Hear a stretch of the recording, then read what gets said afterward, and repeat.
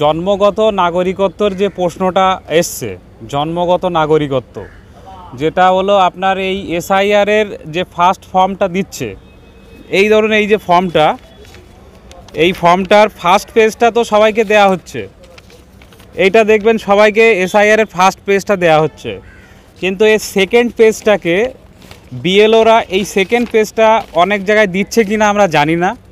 জিজ্ঞাসা করলে বললে তারপর দিচ্ছে, জিজ্ঞাসা করলে বললে তারপর এই সেকেন্ড পেজটা দেওয়া হচ্ছে। এই সেকেন্ড পেজের যেটা মেন প্রশ্ন হলো জন্মগত নাগরিকত্ব। জন্মগত নাগরিকত্বর যদি প্রশ্ন আসে তাহলে একটা প্রশ্ন সবসময় এসে থাকে যে এনআরসির প্রশ্নটা আসে এবং সিএ এর প্রশ্নটা আসে।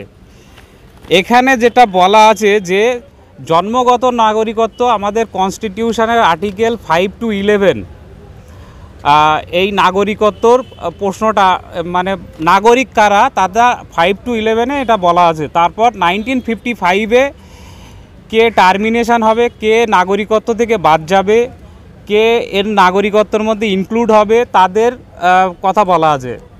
এবং সিএর 2019 সালের অ্যামেন্ডমেন্টে আমরা দেখেছি যে কয়েকটা শ্রেণীর মানুষকে, যেমন যারা বাংলাদেশ থেকে এপারে এসছে বা পাকিস্তান থেকে এসছে, তাদেরকে ধর্মীয় নির্যাতনের কারণে এসে তাদেরকে নাগরিকত্ব দেওয়ার জন্যে একটা রবোটে সেখানে মুসলিমদের নাম উল্লেখ করা হয়নি। এটা ইন্টেনশনালি করা হয়নি, মানুষকে বিভ্রান্ত করার জন্যে। এবার প্রশ্নটা হলো যে 2003 সালের সিএর একটা অ্যামেন্ডমেন্ট হয়, সেই অ্যামেন্ডমেন্টে তার আগে পর্যন্ত মানে 1955-এর আগে পর্যন্ত সবাই নাগরিক ছিল। 2003 সালের সিএর অ্যামেন্ডমেন্টে যেটা আসে সেটা হলো যে এখানে ইল্লিগাল মাইগ্রেন্ট কারা সেটার কথা 2003 সালের অ্যামেন্ডমেন্ট হয়, যেটা 2019 সালের অ্যামেন্ডমেন্টের আগে হয়। হ্যাঁ, এবার এই যে এসআইআরের মেন গল্পটা হলো এই জন্মগত নাগরিকত্ব। এই জন্মগত নাগরিকত্বটা 3 রকমভাবে হয়।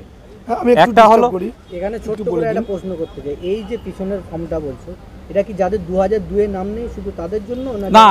এইটাই হলো প্রশ্নটা।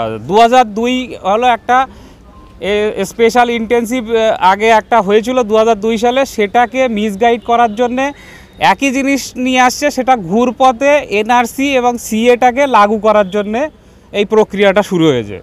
এবং কেন এই প্রক্রিয়া জন্মগত নাগরিকত্ব, এই সেকেন্ড ফেজের গল্পটা আপনারা যদি দেখেন তাহলে এখানে 3টে ফেজে মানে জন্মগত নাগরিক আসছে। আমি একটু প্রশ্ন করি এই ব্যাপারে, আপনার কাছে সুবিধা, জনগণের আপনাদের সুবিধার জন্য আমি যেটা করছি যে দেখুন, আজ পর্যন্ত যা প্রচারিত সারা ভারতবর্ষে সেটা হচ্ছে 1950-এর 26শে জানুয়ারি থেকে 1987-র মধ্যে জন্মগ্রহণ করলে যে কেউ ভারতবর্ষের জন্মগত নাগরিক, এটা সবাই জানে।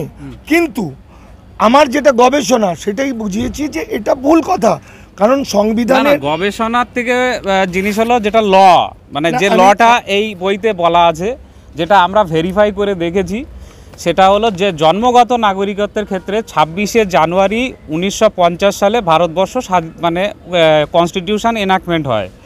তারপর থেকে 1 জুলাই 1987 পর্যন্ত যারা মানে ইরিসপেক্টিভ অফ মানে বিদেশি, ধরুন তাদের বাবা মা উভয় মানে বাংলাদেশ থেকে পাকিস্তান থেকে পুরো ভ্যালিড ডকুমেন্টস নিয়ে এসছে, তারা যদি জন্মগ্রহণ করে তারাই নাগরিকত্ব পাবে। মানে বৈধ বিদেশিরা যে কেউ এলে হবে না, যে কেউ এলে পাবে না, বৈধ বিদেশিরা। তাহলে এই জায়গাটা আমার প্রশ্নটা থাকে, এই যে বৈধ বিদেশিরা যেটা এই ফর্মে যেখানে লিখছে, দেখুন ভারতের বাইরে জন্মগ্রহণকারী, তার মানে এটা বাংলাদেশ পাকিস্তানের কথা বলা হচ্ছে। বিদেশে অবস্থিত ভারতীয় দূতাবাস কর্তৃক জারি করা জন্ম নিবন্ধীকরণের শংসাপত্র পেশ করুন। কজনের কাছে আছে আমি জানি না।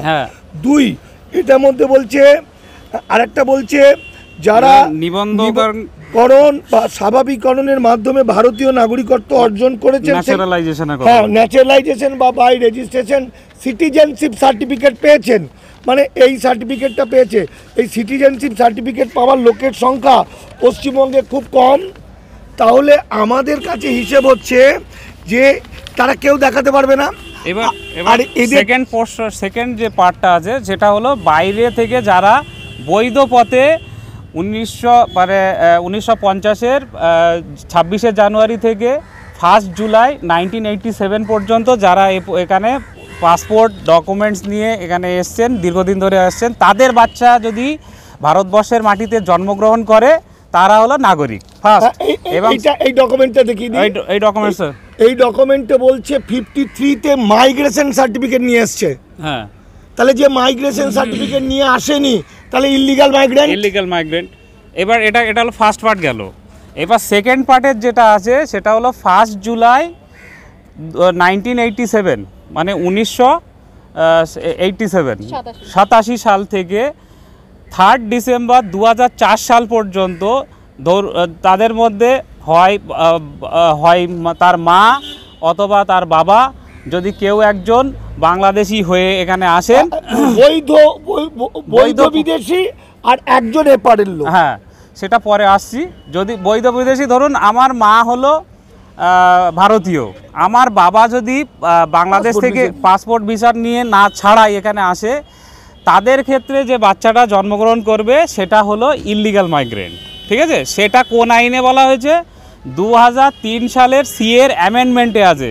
আগে ছিল 1955-এর পরে মানে সময় পর্যন্ত সেটা ছিল যে সবাই নাগরিক, এখানে মানে বৈধভাবে যারা এসছে সবাই নাগরিক। কিন্তু 2003 সালে সিএর সিটিজেনশিপ অ্যামেন্ডমেন্ট অ্যাক্টে বলা হলো ইললিগাল মাইগ্রেন্ট কাদেরকে বলা হলো? ইললিগাল মাইগ্রেন্ট যারা কাঁটাতার পেরিয়ে নদী সাঁতরে পাসপোর্ট ভিসা ছাড়া এসে ভারতবর্ষে বসবাস করছেন এবং তাদের যে সমস্ত ডকুমেন্টসগুলো কোনো রকমভাবে আইনি মানে বৈধ নয়। যেমন যদি আপনি ভোটার কার্ড দেখেন তাহলে ভোটার কার্ড হলো পরিচয়পত্র, যদি পাসপোর্ট দেখেন তাহলে সুপ্রিম কোর্টের বিভিন্ন জাজমেন্টে বলছে মানে পাসপোর্ট হলো ট্রাভেল ডকুমেন্টস, মানে এ দেশ থেকে অন্য দেশে যাওয়ার জন্য একটা পরিচয়পত্র। আর আধার কার্ডের পেছনে তো লেখাই আছে যে আধার কার্ড নাগরিকত্বর পরিচয় নয়। তাহলে সেই সমস্ত জন্মগত লোকেদেরকে ওই ডকুমেন্টসগুলো দেখাতে হবে এবং সেই পুরো জিনিসটা এই বইতে পুরো স্পেসিফিক্যালি আমরা এটা ভেরিফাই করে দেখে সমস্ত তথ্য কিছু সব মানিকদাকে দেওয়ার পর মানিকদাও এই পুরো বিষয়টা নিয়ে এটাকে ভেরিফাই করে এইটা বইটা লেখা হয়েছে। এটা হলো সম্পূর্ণরূপে ঘুরপথে এনআরসি এবং সিএকে চালু করার চেষ্টা করছে, মানুষকে 3rd গ্রেডেড সিটিজেনশিপ করার চেষ্টা করছে, আরএসএস বিজেপির এজেন্ডাকে প্রচার করার চেষ্টা করছে।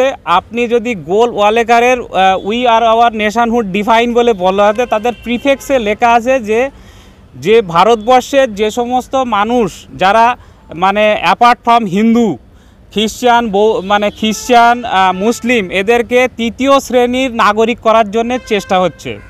এবং এই যে এসআইআরে ঘুরপথে বহু সাধারণ মানুষ যারা বৈধ নাগরিক তারাও বাদ যাবে এবং তাদেরকে 3য় ক্লাসের সিটিজেন বানানো হবে এবং তাদেরকে এই সমস্ত আদানি আম্বানি যে সমস্ত যাদের বড় বড় কোম্পানি আছে, আপনারা ভাবছেন, আমরা ভাবছি যে মানুষ হয়তো খুব ইজিলি এটা মানে বিদেশিরা ধরা পড়বে, আমরা বেঁচে যাব, কিন্তু পরিস্থিতি সেটা নয়।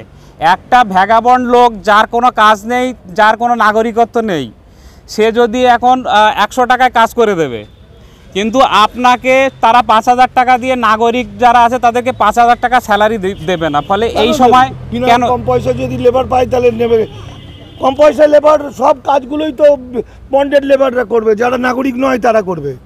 তাহলে এত লেখাপড়া শিখে তারা চাকরি পাবে না। আপনার কাছে একটা প্রশ্ন, একটা শেষ প্রশ্ন করি যে তাহলে 50-এর পর থেকে আজকের তারিখ পর্যন্ত যারা পাসপোর্ট ভিসা নিয়ে আসেনি বা যারা সিটিজেনশিপ সার্টিফিকেট পায়নি তারা সবাই এবং তাদের বাচ্চা কাচ্চা সবাই ইললিগাল মাইগ্রেন্ট হবে। ইললিগাল মাইগ্রেন্ট মানে অবৈধ অনুপ্রবেশকারী। এটা সংখ্যাটা পশ্চিমবঙ্গে কম করে 4.5 কোটির বেশি হবে। আজকে দামাল বাংলার আমরা দলিত আদিবাসী মাইনরিটি আন্দোলনের পক্ষ থেকে দীর্ঘদিন ধরে একই কথা বলছি, 7 বছর ধরে কেউ আমাদের কথা বিশ্বাস করেনি।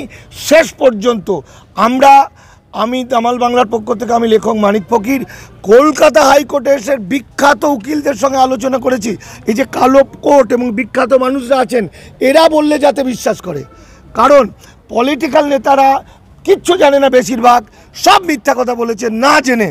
এবং আজকে এই আইনটা কি শুধু হিন্দুদের জন্য না মুসলমানদের জন্য? এটা বলে দিন। এটা এই আইনটা শুধুমাত্র হিন্দু মুসলমান নয়, মুসলিমদের ক্ষেত্রে খুব একটা সাইড এফেক্ট হবে বলে মনে হয় না। মুসলিমদের ক্ষেত্রে যেটা আছে সেটা হলো সব এদেশেরই নাগরিক এবং তারা মানে অবিভক্ত ভারতবর্ষে তারা এখানেই আছেন, তাদের হয়তো নামের স্পেলিং ভুল হতে পারে। সবথেকে বেশি ক্ষতিগ্রস্ত হবে যারা মানে বাংলাদেশ পাকিস্তান থেকে এপারে এসছেন এবং তার 2004 সালের পরবর্তী তার আগে যারা এসছেন তাদের ক্ষেত্রে বেশি ক্ষতিগ্রস্ত হবে। রিফিউজি বেল্টগুলো যেখানে আপনি এখানে হাওড়ার আশেপাশে দেখবেন রেল কলোনির বহু জমি আছে যেখানে আমাদের রাজ্য সরকার দিদেন গভর্নমেন্ট তখন মানে রিফিউজি রিহ্যাবিলিটেশন ডিপার্টমেন্টের জন্য তাদেরকে জমি দিয়েছিল 2 কাঠা 2.5 কাঠা 3 কাঠা 4 কাঠা করে। তাদের ক্ষেত্রে এখন যেটা হচ্ছে সেন্ট্রাল গভর্নমেন্ট রেলওয়ে ডিপার্টমেন্ট তাদেরকে নোটিশ পাঠাচ্ছে যে তোমাদের এই জমিতে তোমাদের থাকার কোনো অধিকার নেই, সিটিজেনশিপ ছিল না, সার্টিফিকেট ছিল না ওদের কাছে। ফলে তারাও আজ পর্যন্ত এটা কনফিউজড, কারণ দিদেন গভর্নমেন্ট তাদেরকে রিফিউজি রিহ্যাবিলিটেশন একটা ডিপার্টমেন্ট করে তাদেরকে জমি দিয়েছে যারা মানে পরবর্তীতে এসছে, কিন্তু 2003-এর অ্যামেন্ডমেন্টে ইললিগালি মাইগ্রেন্ট হয়ে গেছে সবাই, ফলে বিভিন্ন রকম নোটিশ ঢুকছে, মানুষ এখন শান্তিতে নেই। এটা আমার বলতে আমি একটা কথা বলে শেষ করছি, অনেক বড় হয়ে যাবে আপনাদের ভিডিও। যে একটা রাষ্ট্র পরিচালনা হয় বা আইন পরিচালনা, আইন তো একটা থাকে, পাশাপাশি থাকে রাষ্ট্রের যারা প্রধান রাজনৈতিক দল তাদের দৃষ্টিভঙ্গি। ফলে আইনত মুসলমানদের ভয় কম। যারা অবৈধ পথে ভারতবর্ষে যে কজন মুসলমান এসেছিল তারা পুশব্যাক করছে, বাড়ি চলে যাবে, তারা কখনো নাগরিকত্ব চায়নি। কিন্তু আমাদের ভারতবর্ষের হিন্দুত্ববাদী ব্রাহ্মণ্যবাদী বিজেপির মূল এজেন্ডা এবং আদর্শ নীতি সেটা হচ্ছে মুসলমানদের তৃতীয় শ্রেণী নাগরিক করা, মুসলমানদের ভারত থেকে তাড়ানো। ফলে যে কোনো রকমভাবে বানান ভুল, টাইটেল ভুল, অমুক ভুল, তমুক ভুল এইসব করে মুসলমানদের এমন ফাঁসাবে যাতে তারা মামলা মোকদ্দমা করেও ঘটি বাটি বিক্রি করেও বাঁচতে না পারে। আইনত না হলেও মুসলমানরা, স্যার আমি ঠিক বললাম না ভুল বললাম? তো এই পুরো জিনিসটা আছে আজকে ওই ইহুদিদের মানে গল্পের মতো হবে সাধারণ মানুষকে, যে আমার পাশের বাড়ি থেকে লোক ধরে নিয়ে গেল, আমি জানতাম না যে ওটা ও ইহুদি, মানে আমি জানতাম ও ইহুদি, ফলে আমি তার দলের সঙ্গে মিশে নেই। আমি পাশের বাড়ি থেকে একটা লোক ধরে নিয়ে গেল যে জার্মানি, আমি জার্মানি নই, ফলে আমি যাইনি। তারপর যখন এত পরিমাণ এই সিটিজেনশিপ নিয়ে মানুষের মধ্যে কেওয়াস তৈরি হবে, এদেরকে তো আর পুশব্যাক করে পাঠাতে পারবে না। কিছু আছে যাদের পুরো কাগজপত্র নেই, তাদের ডিটেনশন ক্যাম্পে পাঠাবে, কিন্তু যারা কোর্টের বিচারাধীন থাকবে, যাদের ফরেনার্স অ্যাক্টে ট্রাইব্যুনালে যাদের মামলা হবে, তাদেরকে তো আর ডিটেনশন ক্যাম্পে পুরবে না, তাদের তো নাগরিকত্বর প্রশ্নটা চ্যালেঞ্জ হচ্ছে। তখন কি হবে? তখন আপনার ক্যাপাসিটি থাকা সত্ত্বেও মানে ওই যে ইললিগাল মাইগ্রেন্ট যে আছে যারা বাংলাদেশি, যাদের কাগজপত্রে ওই জন্মগত অধিকারের প্রশ্নটা আসে, তাদেরকে ওই কম টাকায় শ্রমের বিনিময়ে কাজ করাবে, ফলে আপনাদেরও ক্ষতি হবে, আপনারাই এর প্রবলেমে পড়বেন। ফলে এই সমস্ত জিনিসটাকে যেভাবে মামলা মোকদ্দমা করার, যেভাবে প্রতিবাদ করার, যেভাবে আন্দোলন করা, সেটা করা উচিত। এই বইটা আপনারা কলকাতা কলেজ স্ট্রিটে পাবেন, যে কোনো দোকানে খোঁজ নেবেন। যারা সংগ্রহ করতে পারবেন না তারা আমাদেরকে ফোন করলে আমরা পিডিএফ মশাই ফোন করলেই পেয়ে যাবেন, বিনা পয়সায় আমরা পিডিএফ পাঠিয়ে দেবো। তার কারণ বাংলা এবং বাঙালিকে যা বাঁচাতে আজকে হিন্দু মুসলমান এপার ওপার সব মিলেমিশে এক হয়ে যেতে হবে। তার কারণ বাংলা ভয়াবহ বিপদের মধ্যে আছে, বাঙালি ভয়াবহ বিপদের মধ্যে আছে। নমস্কার।